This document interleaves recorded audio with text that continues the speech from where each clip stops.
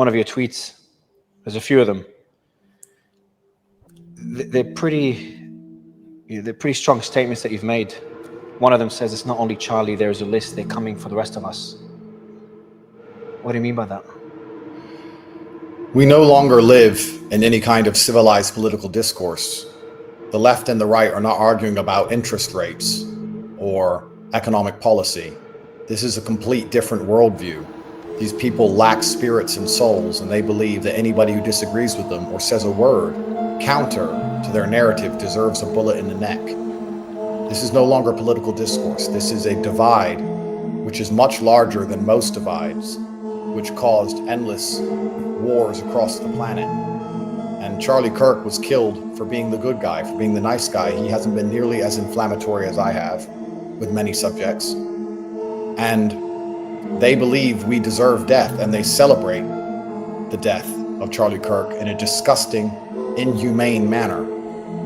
Let's not forget, because it's easy to forget, attempts. Not only did they try to kill Trump, but we forget it because they were unsuccessful. They tried to kill Nick Fuentes. We forget it because they were unsuccessful. Did you even know they tried to kill me? Once again, if you want to do genuine journalism, you should speak to all of the girls who are saying victims who are on our side. This is a matrix attack. It is a setup. And if you want to do genuine journalism, ask yourselves why they keep setting up two innocent men, but they can't seem to put us in jail. Think outside the box here. Stop listening to your bosses and the people who own the world and the banks and everyone else who's lying, the same people who told you to take the vaccine and everything else, and actually do some journalism and find out the truth of our case. They are trying to destroy Western society.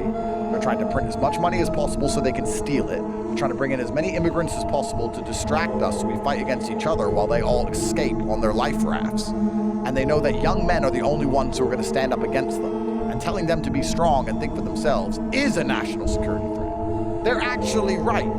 I'll admit my enemy is correct. They only have option 3 left. And that's why we're making this video.